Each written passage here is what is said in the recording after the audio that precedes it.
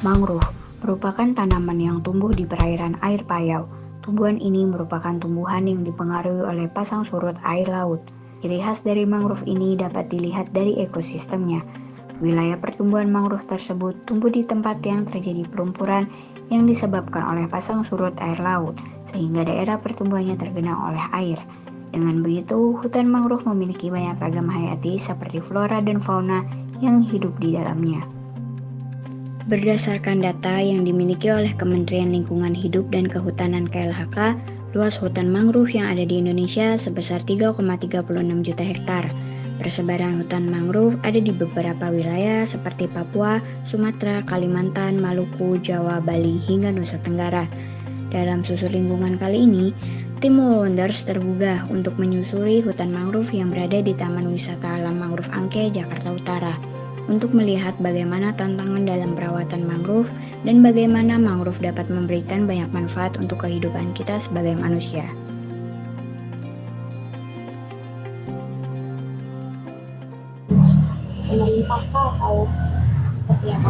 Oh, jadi gini, tanahnya memang tanah pemerintah, cuman kita sewa, artinya ini swasta yang mengelola, namanya PT Murinda Karya Lestari gitu. Tapi orang kan kenalnya Taman Wisata Alam Angke Kapuk gitu. Oh, berarti ini ada di bawah naungan swasta ya, Bu? Ya. Untuk selanjutnya, yang kita tahu kan mangrove ini banyak sekali manfaatnya untuk lingkungan ya, Bu. Nah, untuk abrasi sendiri kita apa saja spesies yang ada di mangrove ini untuk melindungi abrasi sendiri? Sebenarnya kalau di TWA sendiri cuma ada 3 ya, ada Rhizopora, 2 Rhizopora sama 1 Avicennia. Itu spesies yang banyak di kita, tapi sebenarnya kalau mangrove itu ada namanya mangrove sejati sama mangrove asosiasi. Nah, kalau mangrove sejatinya sebenarnya ada 10 spesies. Saya sebutin satu-satu juga panjang ya. Apa nanti baiknya gimana nih? Kalau spesies sejatinya ada 10, untuk asosiasinya ada 20, tapi untuk yang ada di TWA sendiri yang banyak kita kelola untuk penanaman adalah Rhizopora sama Avicennia. Rhizoporanya mucronata sama apiculata, sedangkan Avicennia marina gitu. Lalu peran mangrove sendiri dalam pencegahan abrasi itu seperti apa? Nah, mangrove itu kan akarnya banyak ya, banyak dan rapat. Nah, kalau banyak dan rapat itu kan sebagai penguat di tanah, sehingga pas ada gelombang air juga kan bisa menahan. Itu fungsinya jadinya.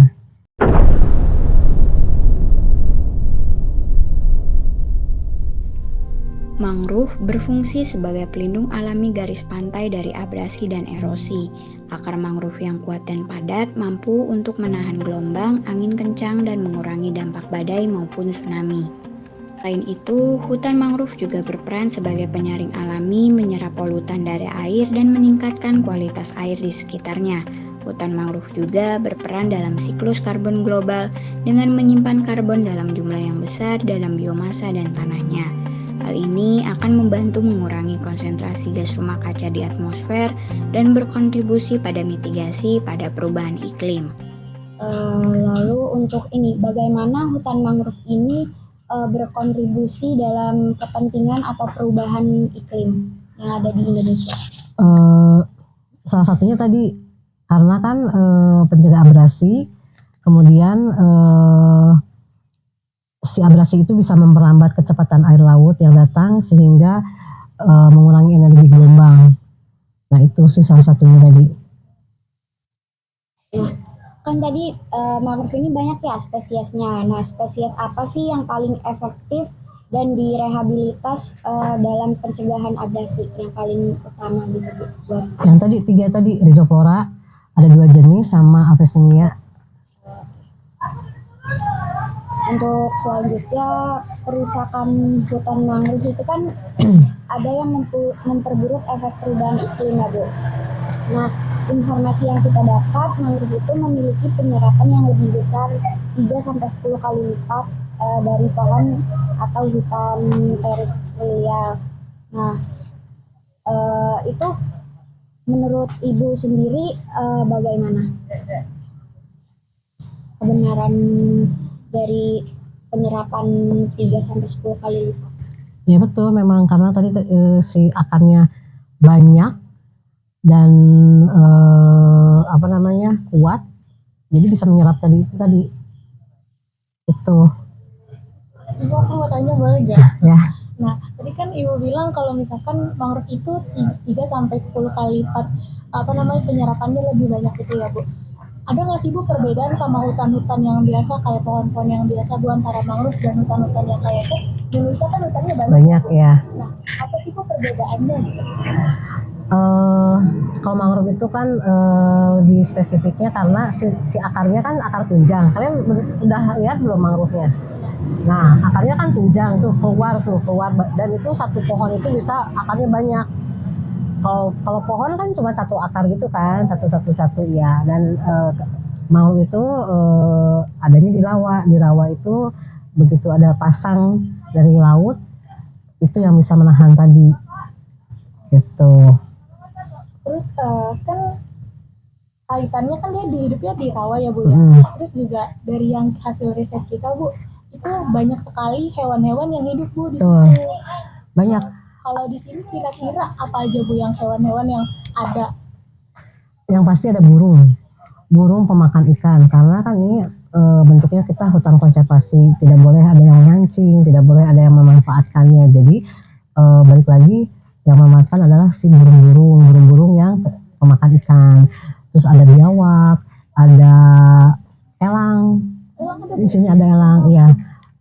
Itu kan elang predator yang paling tinggi kan. Artinya kalau ada predator paling tinggi, berarti semua ekosistem di bawahnya itu sudah lengkap. Itu. Ini juga menjaga ekosistem. Iya betul, karena kan kita nggak boleh menangkap ikan, nggak boleh burung-burung juga nggak boleh kita tangkap gitu. Memang kita benar-benar pelihara di sini semuanya. Meskipun memiliki peran yang vital, mangrove di TWA Muara Angke menghadapi berbagai ancaman.